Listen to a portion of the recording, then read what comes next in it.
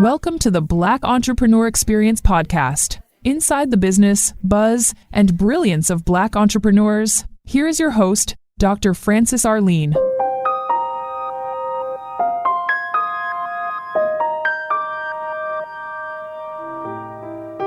Quick note before we get into today's episode. If you're a small home health agency owner, you already know this. Most agencies don't fail because of census. They fail because of continuity and compliance gaps that don't show up until it's too late.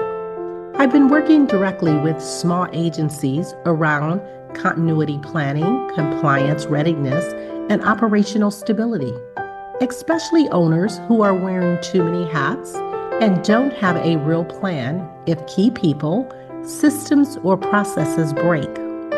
This isn't coaching, and it's not a course. It's hands-on consulting to help you reduce risk and build something that can actually survive audits, turnover, and growth. If that's you and you want to talk, you can find me at drfrancisrichards.com. All right, let's get back to the show. Innovative Thinkers, episode number 558. Innovative Thinker. Thank you for joining us as we elevate the Black entrepreneur experience by interviewing CEOs, thought leaders, innovative thinkers, and Black entrepreneurs across the globe. I'm your host, Dr. Francis Arlene. Today's guest is South Florida attorney Matthew Fornaro. He helps entrepreneurs cut through the legal noise, contracts, IP, structures, so that you can focus on building your business. If the legal side has ever felt overwhelming, this episode is for you. Welcome, Matthew. Thank you, Doctor. Glad to be here. I've given our audience such a brief bio. Why don't you fill in the gaps and share with our audience what you'd like them to know about you and your business? I have been practicing law for 23 years. For the last 10 years plus, I've had my own law firm. I focus exclusively on helping small businesses, entrepreneurs, and startups with their legal needs, whether it's litigation or transactional. I am in Coral Springs, Florida, where I've been most of my life. I've been here since I was 6 years old. I'm now an old man, so it's a long time. And, about me personally, I've been married for 20 years. I have 2 kids. One's about to go off to college, which I can't believe that happened because I remember him being born like it was yesterday. I hang out with my family, hang out with my dog. We go on trips, and I like watching Netflix, and that's pretty much it. And let me ask you this question. There are so many specialties that you can do in law. Why did you pick business law to focus on? As I had stated, I've been practicing law for over 2 decades. I previously worked for 2 large AmLaw 200 law firms, and I did predominantly like commercial litigation representing like banks, insurance companies, and big business. I had the opportunity to move to an even bigger law firm and continue to do that. But I had like a metaphysical kind of thought/change of heart and wanted to go start my own law firm. So that was almost 11 years ago now. So what I wanted to do was I wanted to focus on helping small businesses, entrepreneurs, and startups because I thought that they were underserved by big law firms because they don't think they're big enough clients or whatever.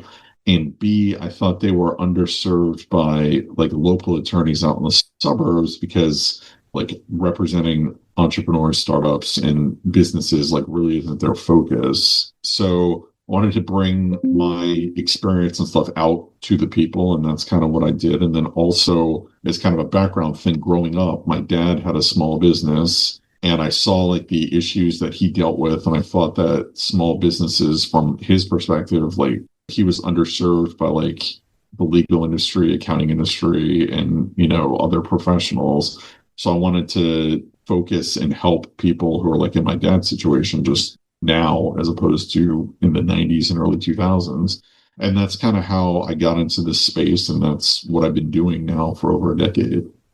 So because you've been working in startups and entrepreneurship for the last 10 years, and you are your own entrepreneur, I want you to say, what is something you wish you knew before starting your own practice? I had no real business training or business experience from being a business owner or running a business for my entire life.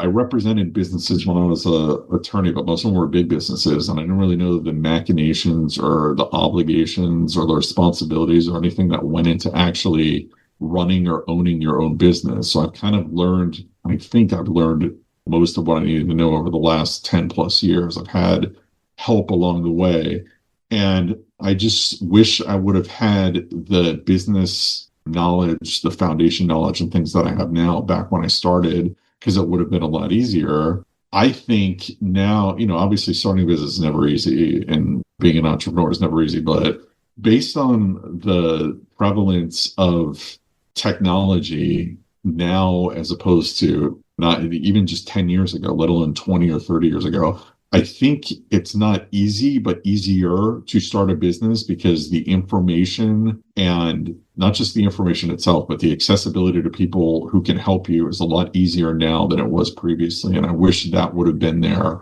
when I started out, even though it was just 10 years ago.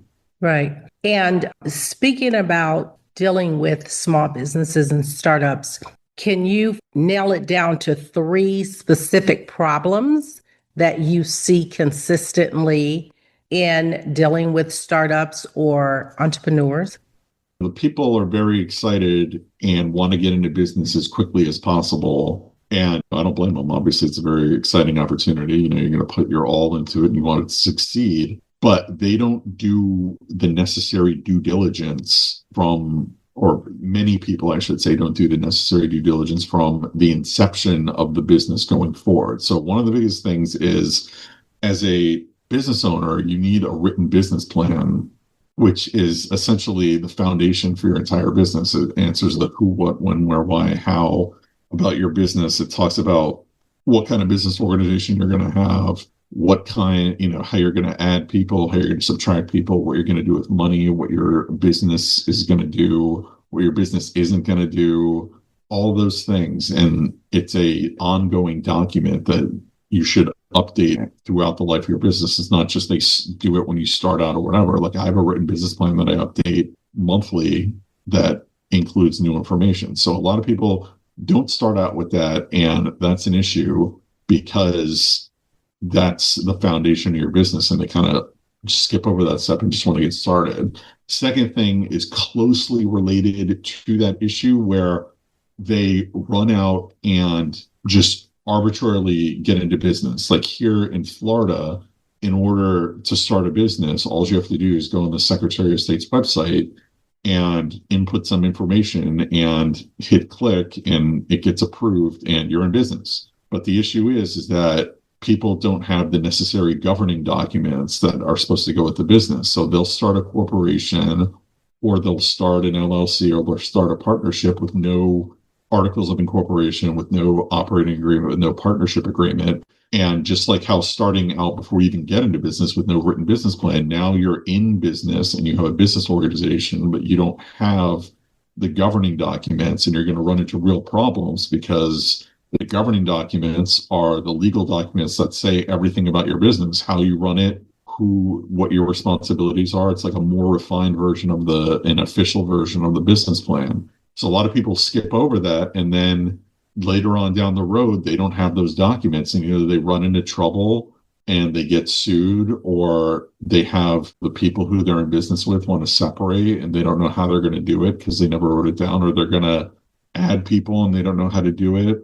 Or they're successful and they can't grow because they don't have the paperwork that says how you take out loans or how you receive loans or how you do things like that. So that would be problem number 2. Problem number 3 would be that as a business owner, you don't have to go it alone. You can have a cadre of professionals who help you do things even from before when you start your business. So instead of having to figure out everything yourself or go on the internet and try to figure it out, or, ask a friend or whatever, you should be reaching out to a business law attorney like me. You should be reaching out to an accountant. You should be reaching out to a business banker. You should be reaching out to, depending on what kind of technology or online stuff you're doing, you should be reaching out to people who specialize in that area. And they're there to help you with your business. They focus on their area, and help you so that you can focus on the business itself. So a lot of people just try to do things themselves or wait till something happens and then go seek out those professionals, but they should be on board from day one going forward. So I would say those are probably the three biggest issues that I see ongoing with all entrepreneurs and startups with when they start out their business. Thank you for that. And you mentioned that number three, that they don't go it alone. And I know that you are a business attorney in South Florida. Do you only practice in Florida or are you practicing in other states?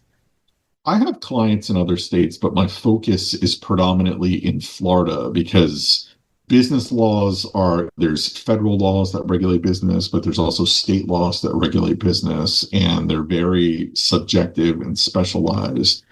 I focus on where I am, Florida, and try to, be as proficient and know what to do there. But you should, as a business owner or an entrepreneur or a startup, make sure that your business law attorney is familiar with the actual jurisdiction that you're in, because it's not one size fits all. It's totally subjective and it's totally specialized depending on where you're located. I want you to have a monologue and I want you to name this person, living or not, and they've impacted your life so much. Who is that person and what are you saying to that person? I would say that would be my grandfather, who passed away in 2014. He was 92 at the time, so I was very lucky I was able to have him in my life for over 30 years. He was able to see me get married, able to see his great-grandchildren, and he was influential in, I guess you want to say, my upbringing. Obviously, my parents were, but my grandfather was like I don't want to say exalted figure, but like a special figure in my life, because my parents, I love them. They did a great job. They obviously had a huge influence on my life, but my grandparents, in particular, my grandfather did, because it was always like a benevolent relationship with him. He never criticized me, never yelled at me, even though parents, whatever. He always just gave me a lot of great information. He had a lot of interesting, varied life experience because he was part of the greatest generation. And he was in World War II, and he did a lot of diverse stuff in his life for 92 years. And a lot of that instilled a lot of different things in me, probably more than any person I ever met. And that's why I was lucky to know him. I was lucky to hang out with him as much as I did. I probably hung out with him a lot in my childhood. Probably a lot. I spent a lot more time with my grandparents than most people do, voluntarily, I might add. Not like my parents went out and they left me out. Like, I want to go to my grandparents' house. So I would just thank him and tell him I miss him. Matthew, what problem exists in the world today that you would like to solve? There's so many issues in the world that, worldwide, locally, whatever. I would think an issue that should be, I don't want to say eradicated, but would be the lack of accessibility to education and information worldwide. I think that in 2026, with all of the technology we have and all of the things that are available, that there should be literacy should be 100% worldwide. Access to information should be unlimited, and people should have as much knowledge as they want. And I think that whether it's political issues or economic issues or whatever that's preventing it, I think that that is a pretty good goal to have as a unified planet, is to make sure that everyone can read, everyone can write, everyone has access to information and data, and everyone has access to knowledge, so that, it sounds corny or whatever, but the world is a better place. And it's not things like you want democracy in a non-democracy country. Not talking about that. I'm talking like, how do you do math? Like, how do you read a book? Like, how do you deal with like self-help issues or whatever? And I think that that is an issue that we can easily address in 2026, and it should be addressed on a worldwide basis. I think it'd be done. I don't want to say it's not easy, but I think it's very doable, particularly now. Advice you wish you had followed? I would say some of the things my parents told me growing up about saving money and how to comport myself doing certain things, whatever, just general parent advice, because your parents are normally always right. And my parents were. So I wish I would have taken a lot more of that advice, particularly in my late teenage and early 20 years. Okay. I want you to talk to a younger Matthew. What advice are you giving a younger you? One of those things where I don't want to affect the future too much. You will get into a bunch of nerdy sci-fi, like changing the future things or whatever, because I like where I am right now. I like business-wise where I am. I like where I am with my family. I like where I am pretty much across the board. So I would just tell my younger self to just believe in yourself and follow the course and listen to your parents, like I just said in the last segment, and those people who want to help you. Don't be afraid to ask for help. You have people who will help you no matter what it is in your life, and just follow the course forward. And that's it. And don't doubt yourself. Let's go back 10 years ago when you decided, almost 11 years ago, you decided to go out on your own and open your own practice. What was that defining moment, and what caused you to pull the trigger and do it? Like I had said, I had the opportunity to go to an even bigger law firm and do what I was doing and get an raise, pretty significant raise or whatever.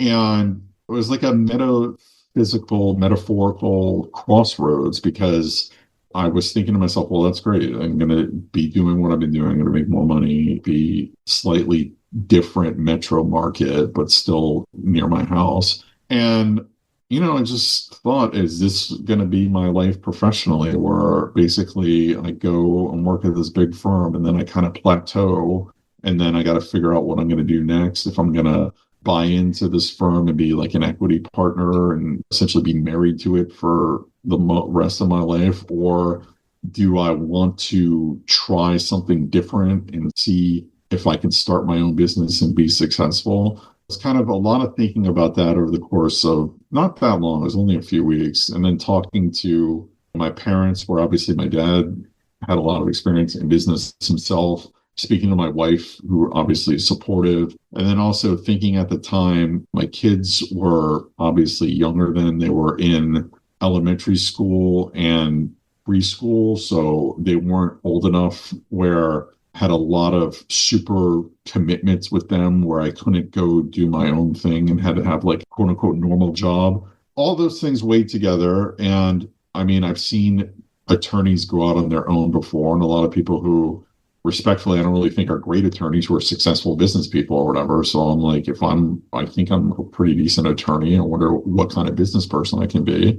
So it all kind of came together, and I was like, I will do my best. I will give it a shot. I'll get as much information as I can, learn as much as I can, talk to as many people as I can, get as much help as I can.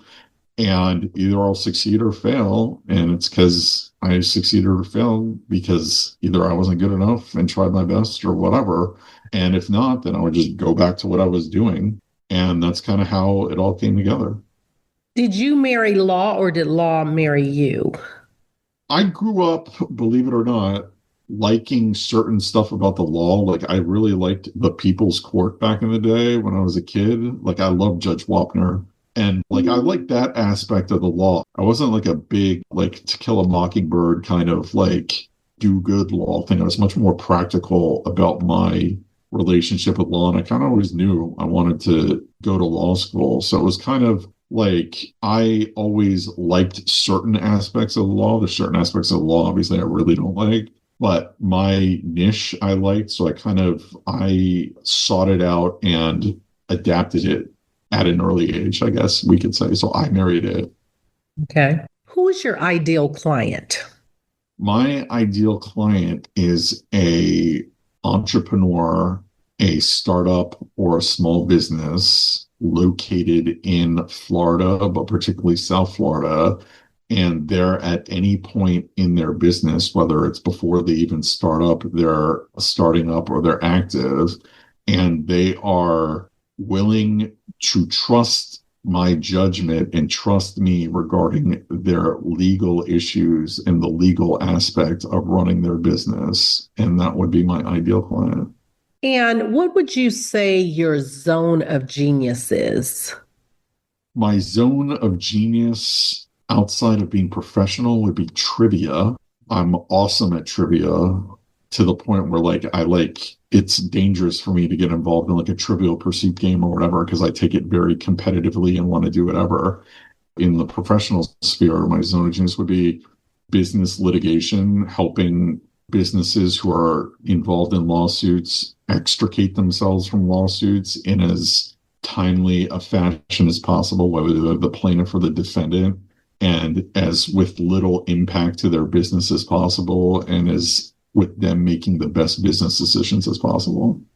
Talk about your top two mentors or influencers in your life or business, and tell us what lessons did they teach you? I wouldn't call him a mentor necessarily. I will call him a friend and facilitator. That would be my boss before I worked at a big law firm, I worked at a small law firm. And that would be my boss, Andrew Schwartz, who's in Boca Raton. And I worked for him for 5 years, and I learned everything I needed to learn about being an effective attorney, particularly a business law attorney, from him.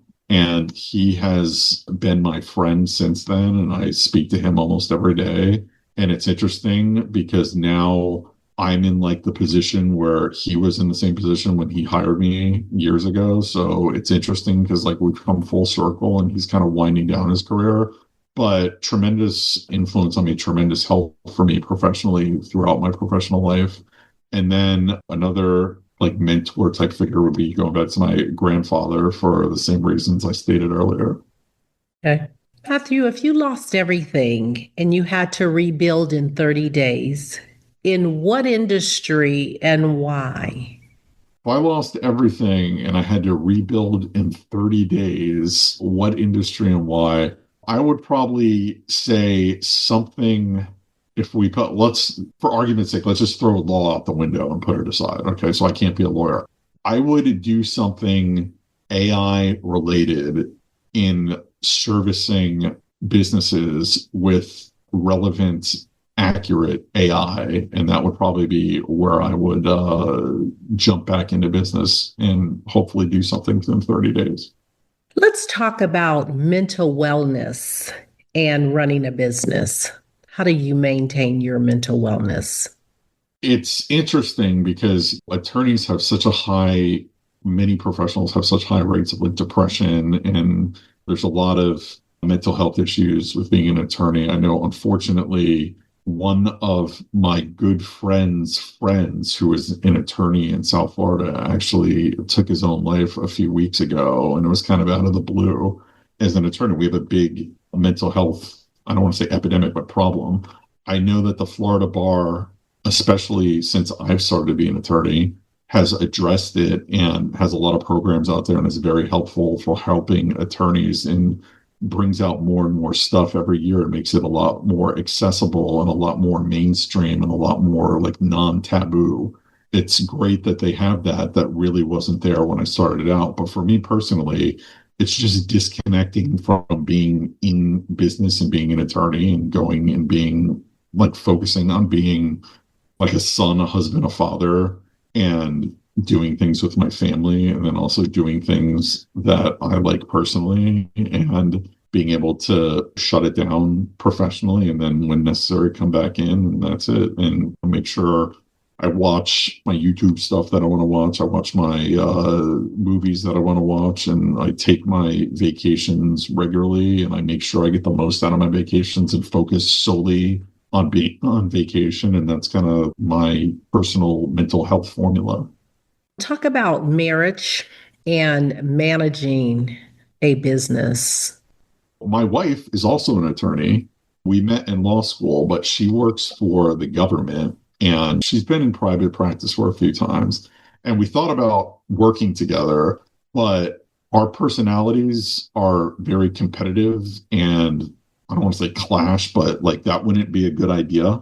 So we just kind of never thought about working together or doing anything. But obviously the main point or the main thing of any marriage, particularly when you have a business or whatever, is total trust and total transparency with your partner. And I'm lucky I have that with my wife. I mean, there's no secrets between us. We're just totally open books with each other. And even though she's not in my business, I seek her advice and her counsel and bounce ideas off of her all the time. And before I make any major decisions or whatever, I consult with her because I value her opinion as my wife, as an attorney, and just as a human being. So I think that that's important, that even if your spouse isn't involved in your business or whatever, you always don't go to them to complain about your business, but always let them kind of know what your business is about and what you're doing so that they kind of have a clue of where you're hiding during the days or whatever. And just seek their advice just as a person regarding your business, because they may not know specifics about your business, but they know about human experience and things like that. And they're very helpful. So that would be my advice regarding business and marriage. Thank you for that. What's a common strategy or rule that you've broken in your industry, and why did it work for you?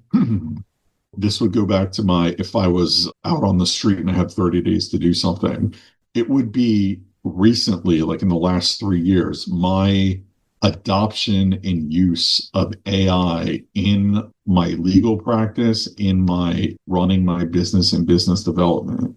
And with that being said, I take full ownership over all AI stuff that I do. I don't arbitrarily just put AI stuff out there. I review everything. I verify everything. I make sure I approve everything. I make sure I'm in control of everything.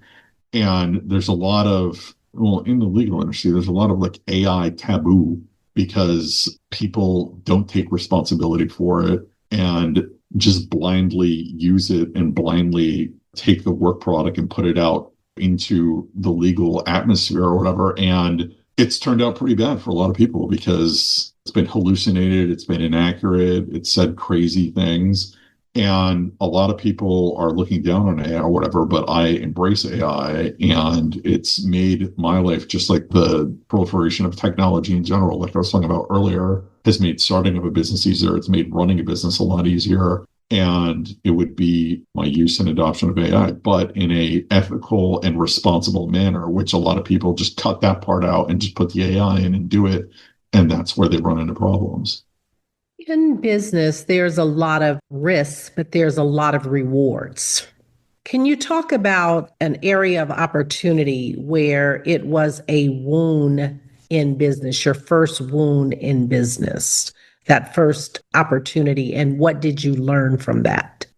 Well, obviously, the opportunity in business in general is to go out on your own, be your own person, be your own boss. Earning money and keeping 100% of the profits is a great, when there are profits, I should say, is great. And that's probably the biggest opportunity, is that you're not every 2 weeks, you just don't get a paycheck. You get to figure out what your cash flow is, figure out what your income is, and be in charge of it, and figure out how you're going to spend your budget and do everything. You're not kind of just along for the ride as an employee. But the issue with that too is that you're in charge of making the money. And if you don't make the money, then you've got big problems. So it's kind of a double-edged sword. That would be probably the first business opportunity, whatever, is dealing with money, the lack of money, and when there is money, how to manage it, how to pay all your bills, how to balance everything, how to take your own salary, and how to deal with all that stuff. What is your biggest achievement so far in business? I would say it is being able to survive for a decade where COVID and stuff like that, just all kinds of wacky stuff that you wouldn't think about, where fortunately out of 9 of the 10 years that I've been in business, my revenue has grown every year. And the 1 year it didn't was because I totally revamped a lot of things and reconfigured things and spent a lot of time on infrastructure and stuff like that. But that would be my biggest achievement, is from my own business standpoint, is being here 10 years later. As far as achievements that my business itself had made, it would be helping hundreds at this point of entrepreneurs, startups, and small businesses in their journey towards viability and success. And speaking of that, give us a success story and only share what you can legally about that specific client or a success story from one of your clients. Sure. Fortunately, I have a few to choose from where it's businesses who started out, or even before they started out, their inception and guiding them through the things. I have one in particular where I represent an entrepreneur who started a social media app, which obviously that's a heavily saturated space, very dangerous to get into or whatever. But he started a social media app it's a hybrid social media app and like rating system for local businesses. So it's very unique. There's not really anything out there like it because it's like a hybrid of multiple things in one platform. So he came to me before he even finalized the name or any of the software or anything. And I helped him start the business, the actual business organization. I helped him register the trademark. I helped him do all his contracts and everything. I helped him figure out how to go out and meet with the businesses in order to get them on the listing. And now he's successful, and it's a app that you can get on the Apple Store and the Google Play Store and all that stuff. And it's growing. It's got thousands of users now. So it's something where I have other business stories like that, but this is one where it can be anywhere because it's an app, so it can be global. But, I'm glad I was able to help him deal with the legal issues so he was able to make the business and the app successful. Congratulations. That's a great story. What can we do right now to support your business, Matthew? I am heavy into social media and, like when I talk about one of the things I wanted to solve was like the proliferation of knowledge and information. I've got tons of information on my website that I would love to share with everyone. And I've got white papers, I've got blogs, I've got videos, I've got podcasts, I've got articles. Support using my resources that I have available, which helps you as a business owner or entrepreneur. And give them your website. Sure. It's fornarolegal.com. It's just my last name, legal.com. And then it's got all my contact information. If you have any questions or need to reach me, just call me or email me. And then it's got all my social media stuff where I post all that stuff on social media to get it out there for people so they can, read about whatever. And they don't necessarily have to speak with me or speak with an attorney. I talk about all kinds of issues facing entrepreneurs, startups, and small businesses. What have you not done in life that you dream about often that you would like to do? I would like to vacation more and go to Western Europe, in particular, Italy and Ireland. That would be something, believe it or not, in my entire life, that's something that I want to do. What is the takeaway? Someone's listening to this podcast. What do you want them to take away from this podcast? As a entrepreneur, startup, or small business, you're not in it alone. There's professionals who can help you, and it's never too soon to get those professionals involved even before you start your business, because you want to start it off on the right track and throughout the life of your business. And it's not just a business attorney. It's an accountant, it's a banker, it's whoever is involved in the industry you're in. And don't be afraid to reach out to them because they want to help you and they can help you. If you conducted this interview, what is the one question you would have asked yourself? I'd like you to ask the question and answer it. As a business owner, we'll just say initial, because obviously maybe you've made some mistakes along the way. What was your initial biggest mistake you made? And then my answer would be dumping tons of money into useless advertising. Thank you for that. We've come to the part of our interview. It's called Rapid Round of Fun. I'm going to ask you a series of questions, and I'd like you to give me very quick answers. If there's something you desire not to answer, feel free to say pass. Are you ready for the Rapid Round of Fun? Yes. What is your favorite comfort food? Pizza. The last movie you saw? A Lifetime movie. I love Lifetime movies. You relax doing what? watching Lifetime movies, believe it or not, videos, and hanging out with my family. Your favorite singer? Michael Jackson, now and forever. Your favorite dance song? My favorite dance song, Billie Jean. What food you eat every week, no matter what? Pizza. It's always pizza. And your favorite month? I would say November, because it's starting to get, even though I'm in South Florida where it doesn't really change that much, it gets a little cooler, but it's the kickoff to my favorite holiday, which is Thanksgiving. I love Thanksgiving. I could eat Thanksgiving food 365 days a year. It's my favorite holiday. And then it's the gateway to the December holidays. So it would be November because it ends with awesome holiday with family and friends, best meal of the year, and then takes you into the December holidays. And speaking of Thanksgiving, tell us what you're thankful for. I am thankful for my family, that I have my wife, my kids, both my parents nearby, my in-laws who I love. I have the world's greatest in-laws. And the fact that, like I said earlier, I was able to be with have my grandparents around until I was in my 30s. And that would be it. Without my family, the rest is all meaningless. Matthew, thank you so much for being on Black Entrepreneur Experience Podcast. Before we let you go, share with our audience the best way for them to connect with you, to do business with you, and feel free to leave all your social media handles. So again, just go to my website and I'll send you it's got all my social media handles on it. Thank you, Matthew. That's a wrap. Thank you for listening and subscribing to Black Entrepreneur Experience. We would love for you to leave a review and rating on iTunes and share with your friends. For show notes and more episodes, go to www.beepodcast.com. Join us next Wednesday, and remember, green is the new black. So keep your bank accounts and your business in the black.